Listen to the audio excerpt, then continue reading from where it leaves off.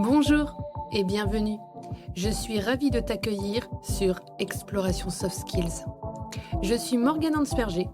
Je suis une entrepreneuse créative depuis 2020. Je vais recevoir ici des invités inspirants qui tous les 15 jours vont partager leur histoire.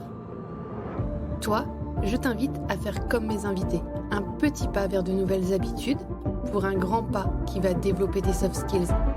Très bonne écoute!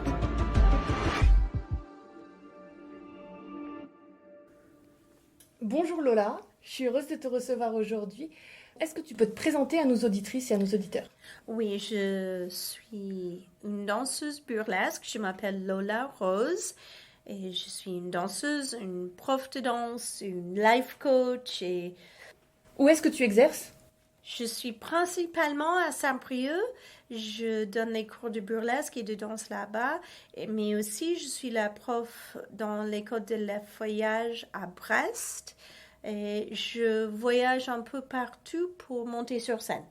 Tu es devenue danseuse au tout démarrage. Je suis danseuse toute ma vie. J'ai commencé comme beaucoup de jeunes filles avec la danse classique. J'étais jeune et je suis tombée complètement amoureuse avec la danse. Jeune et après 1 an dans un conservatoire, j'ai vraiment lancé dans le truc et j'ai fait les cours chaque jour après l'école pendant 2-3 heures et les samedis. Toute ma jeunesse, j'étais dans une compagnie pré-professionnelle, danse classique, modern jazz, hip-hop, claquettes, contemporain. J'ai fait pas mal d'entraînement et les études, c'était à Los Angeles. Et continué à danser toute ma vie à New York, à Los Angeles, Las Vegas, San Diego, beaucoup de grandes villes aux États-Unis. Et je suis danseuse, il faut bouger, danser. Et donc là, tu étais aux États-Unis et là, aujourd'hui, tu es en France. Comment est-ce que tu as passé l'Atlantique? À quel moment ça s'est fait? Donc, j'ai travaillé pour Club Med pendant quelques années et quand j'étais là, j'ai rencontré mon mari, qui est maintenant mon ex. Il est briochant et il a travaillé pour Club Med aussi. On s'est rencontrés aux Bahamas et on a fait Club Med Bahamas Punta Cana ensemble et on a décidé d'avoir une vie entre guillemets normale. Et on s'est mariés. J'ai déménagé en France 2016, août 2016.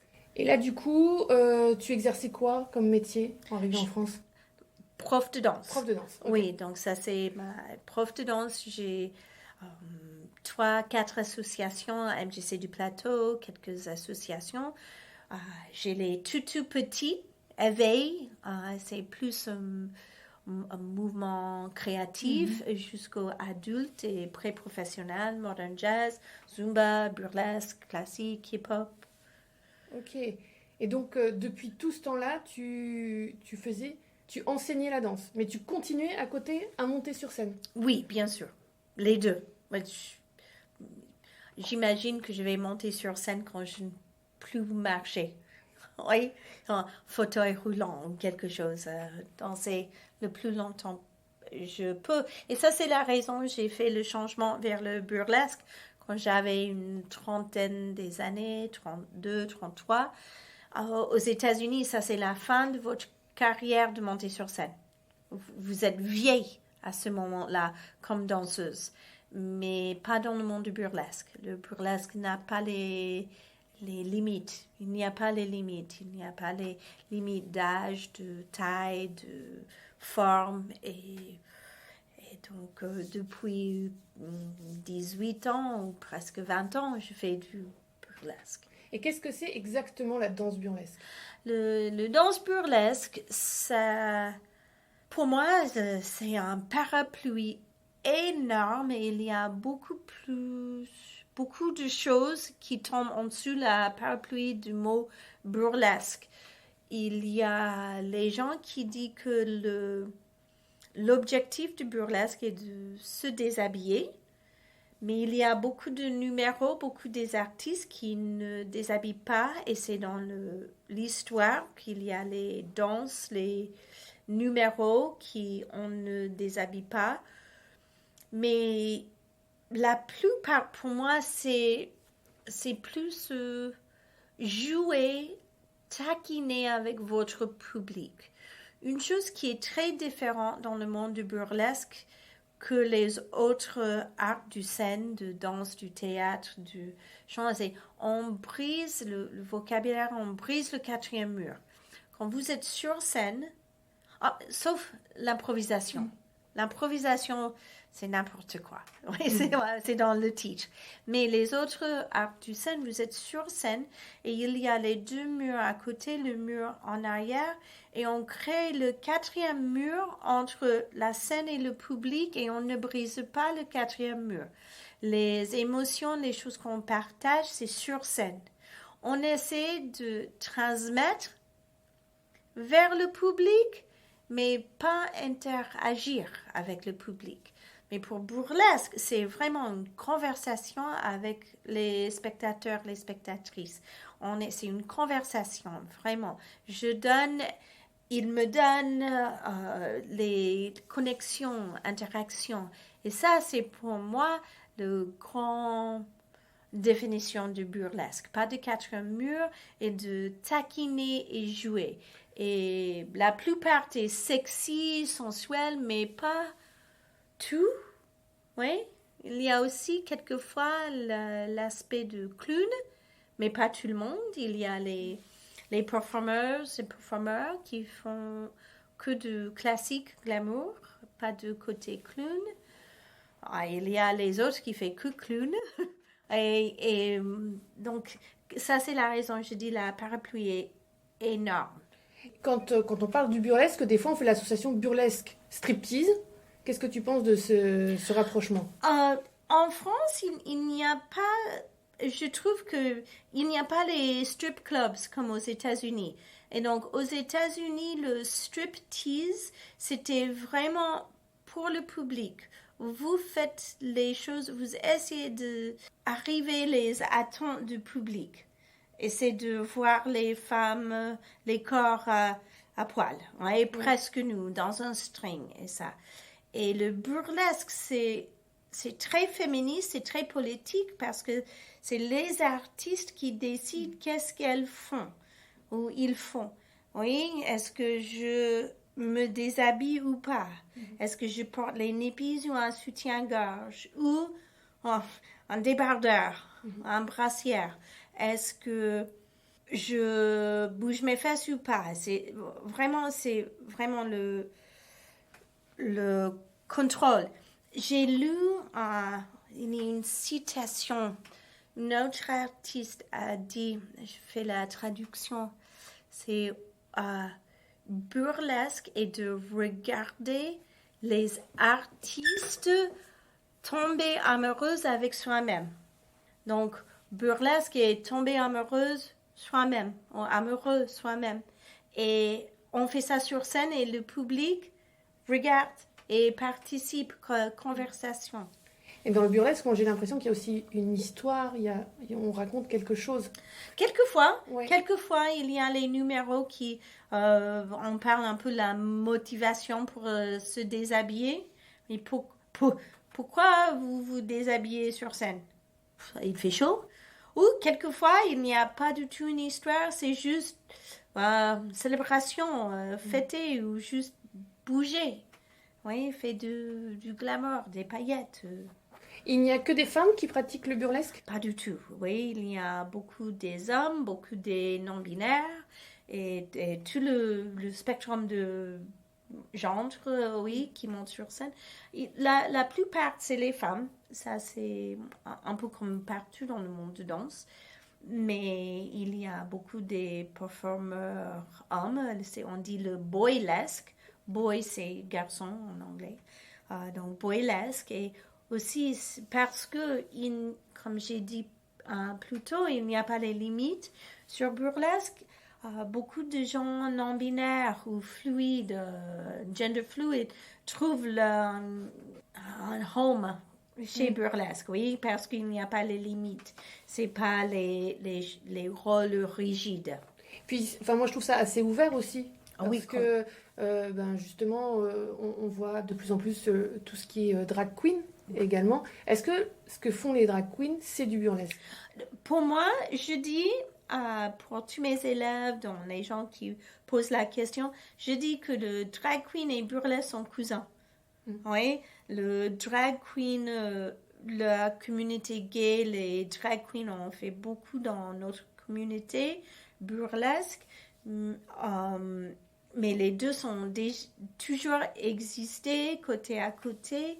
Et dans l'époque, maintenant, il y a beaucoup de croisements, beaucoup de connexions entre les deux communautés. Souvent, dans le même spectacle, il y a les drag queens et le foyage côté à côté. C'est des cousins qui s'entendent bien, quoi. Oui, parce que c'est vraiment les choses beaucoup plus grandes que la vie quotidienne. Plus de couleurs, plus de paillettes, les mouvements sont exagérés, les cheveux sont plus grands et plus larges, les talons sont plus larges. Vraiment, c'est la vie quotidienne magnifiée, exagérée. Et le féminisme là-dedans, est-ce que c'est vraiment... Parce que c'est quand même des femmes qui se déshabillent, alors ça peut gêner, ça peut déranger. Et pourquoi c'est féministe? C'est féministe parce que c'est moi qui choisis. C'est pas la société, c'est pas un rôle que la société me donne, que la patriarcie dise que c'est un rôle pour les femmes. C'est moi qui décide. J'ai complètement contrôle de mon corps.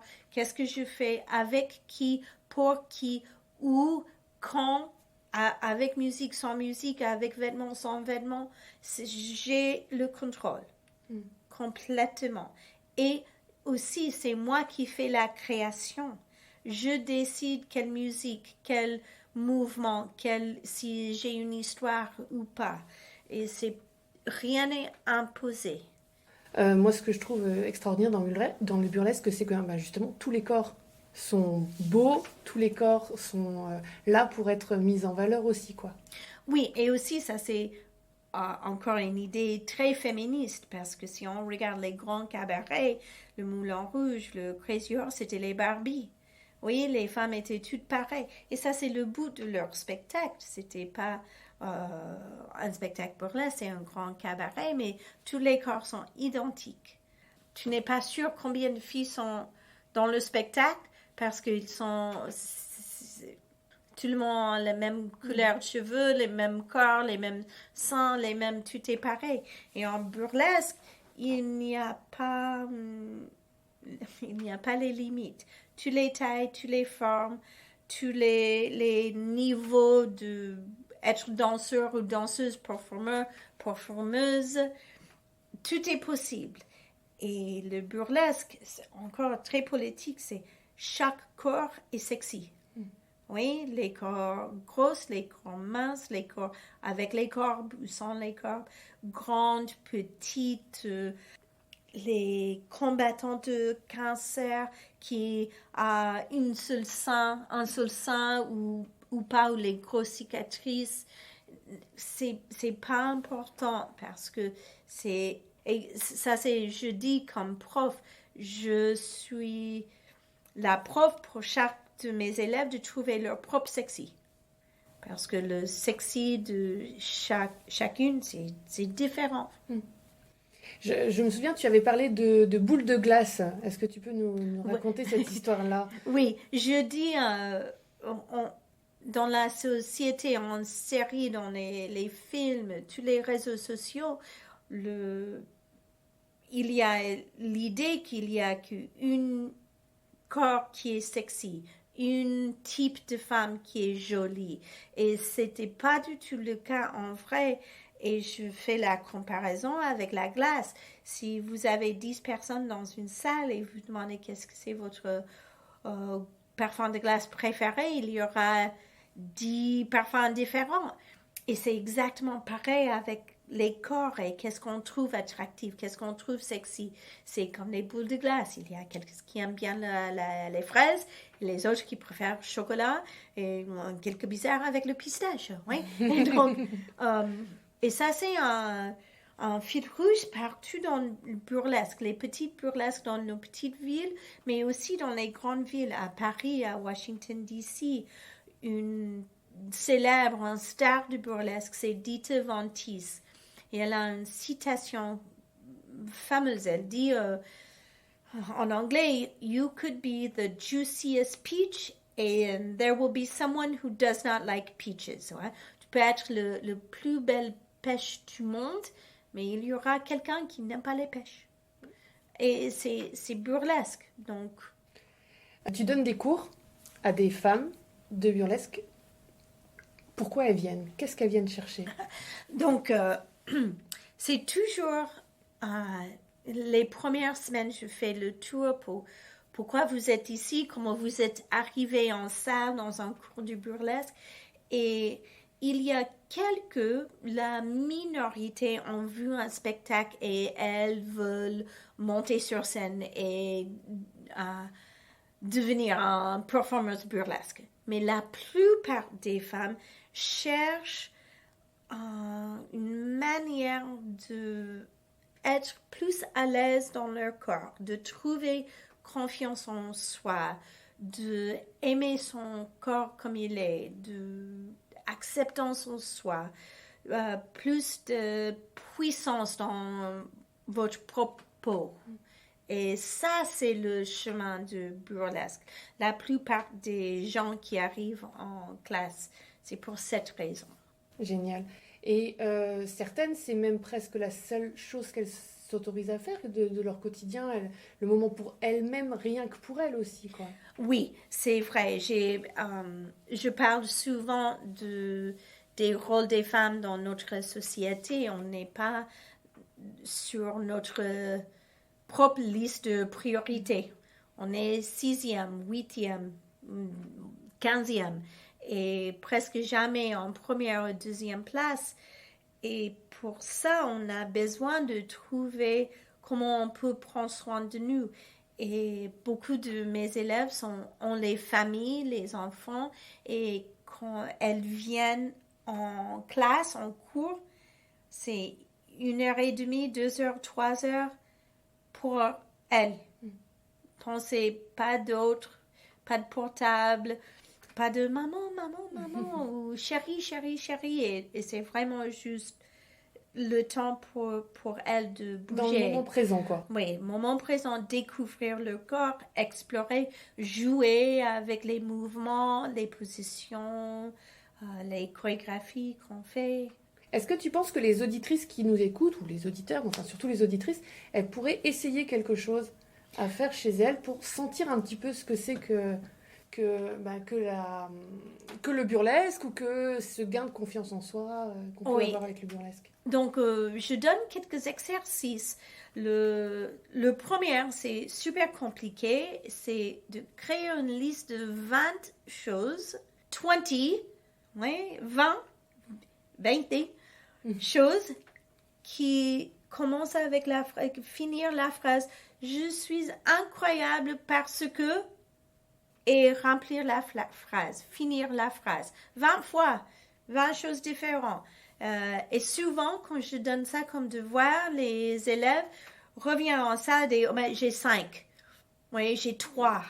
J'ai trouvé 7 ou autre chose. C'est un exercice un peu compliqué. Une autre chose que je dis souvent, c'est d'arrêter les mots négatifs à l'intérieur de la tête, à soi-même. Parle à soi-même comme vous parlez avec vos copines, avec vos copains. Est-ce que vous dites t'es pas jolie, t'es nulle, hein? On dit pas ça à nos proches. Mais pourquoi c'est acceptable de dire à soi-même? Et c'est pas juste. Donc arrêtez de dire les choses négatives. Je dis souvent essayez de créer une liste de gratitude, de trouver les choses positives, parce que où on met notre énergie, notre attention, ça grandit. Complètement. Un super exercice. Et ceux qui veulent mettre en commentaire pourquoi ils sont extraordinaires, qu'ils le fassent. On sera ravis de lire ça. Yes. Moi, en tout cas, j'adorerais lire pourquoi vous êtes extraordinaires. En burlesque, c'est le cas aussi chez les drag queens.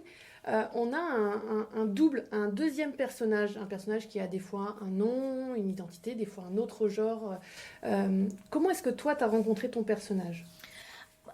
Pour moi, c'est un peu différent que beaucoup des autres performers du burlesque parce que c'est mon métier. Je suis danseuse. Et donc, mon personnage de Lola Rose est 95% Lola en vrai. Oui. Mais il y a quelques différences. Il y a quelques différences. Et une chose qui aide, c'est avec notre personnage, on peut laisser la merde de la vie quotidienne à côté.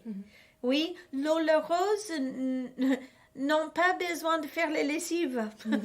Oui, elle a tout le temps du monde pour se maquiller, pour se pailletter, juste pour faire ça. Aussi, Lola Rose n'a pas le même histoire, les mêmes difficultés que j'avais dans ma jeunesse. Oui, quand j'étais jeune, j'étais dans une relation affective très abusive. Oui, et donc pour moi, j'avais le travail à l'intérieur, décomplexer, faire tout le travail à l'intérieur. Lola Rose n'a pas les problèmes comme ça. Et donc de créer un personnage avec une autre histoire, quelquefois c'est plus facile de trouver la confiance sur scène, trouver la confiance en jouant, en dansant sur scène avec ces personnages qui n'ont pas le baggage, oui, de la vie quotidienne. Oui, complètement. Puis il n'a pas le même métier, il a pas les mêmes injonctions. Ouais. J'ai une copine aux États-Unis. Elle a 3 personnages sur scène différents parce qu'elle a voulu explorer les styles différents. Donc, elle a une qui est vraiment un peu dominatrice, un peu tout en queer et forte et boum. Et elle a une autre qui est un peu que glamour, classe. Et cette personnage est d'Angleterre. Elle n'est pas d'Angleterre. Elle est américaine. Oui, elle s'appelle Helen. Oui, donc elle est américaine, mais son personnage de glamour classe, vraiment, elle est anglaise. Oui, parce que ça, c'est très classe, glamour côté pour elle. Donc, créer le personnage. Donc, c'est vraiment chose complètement différente. Et du coup, on laisse aussi tout notre dialogue intérieur ben, ça se fait pas, quand on est maman, on fait pas ça, quand on est en couple, on fait pas ça sur une scène, parce que là, du coup, on met un personnage, en fait, un filtre différent aussi. Hein. Exactement. On n'est plus dans notre vie quotidienne. On n'est plus la même personne, en vrai. Et c'est vrai parce que j'ai beaucoup de copines en burlesque. Je ne connais pas le nom sur leur passeport. On s'appelle que les noms de personnages de noms de scène. Ok, c'est génial. C'est génial. Est-ce que on peut te retrouver quelque part? Où est-ce qu'on peut te suivre, prendre des cours ou te suivre sur les réseaux peut-être? Je suis sur les réseaux, je suis sur Facebook, Lola Rose, je suis sur Instagram, Lola Marvelous, et aussi les écoles de burlesque où je travaille. Il y a Burlesque en Bretagne, qui est un peu partout en Bretagne, mais le base, on est à Saint-Brieuc. Aussi, il y a Burlesque Brest Folies, et le Burlesque en Bretagne et Burlesque Brest Folies. Les deux sont sur Facebook, Instagram et aussi les sites internet. Ah, super. Bah, écoute, moi je mettrai tout ça en commentaire, en barre d'infos, pour qu'ils puissent aller voir un petit peu, parce qu'on en parle du burlesque, mais peut-être que certains ne voient pas à quoi ça peut ressembler. Est-ce que tu aurais un mot de la fin pour nos auditrices? Le meilleur conseil que je peux dire pour tout le monde, c'est soyez gentil avec soi-même. Oui, vraiment, on n'est pas gentil soi-même et ça, donc soyez gentil. Le monde a besoin de plus de gentillesse et douceur entre les gens. Et donc, on commence soi-même. Ah, génial. Merci beaucoup, Lola. Et aussi, mettez les paillettes partout. Ah voilà, mettre des paillettes dans son environnement. Oui. Génial, merci beaucoup. Eh bien écoutez, je vous invite à partager cet épisode si ça vous a plu, à mettre des commentaires, on sera ravis de les lire, Lola et moi. Et écoutez, je vous dis à très très bientôt pour un autre épisode. Belle journée, au revoir. Au revoir, merci. Je te remercie d'avoir écouté cet épisode. On se retrouve dans 15 jours. Si cet épisode t'a plu, je serai ravie de lire ton commentaire et de voir ton like. Toi aussi, tu peux faire rayonner les soft skills en partageant cet épisode. Et pour continuer à les explorer, tu peux t'abonner à cette chaîne ou me retrouver sur tous mes réseaux sociaux sous le nom Morgane Ansperger ou Morgane Facilitation. Je te souhaite une très belle journée. À très vite!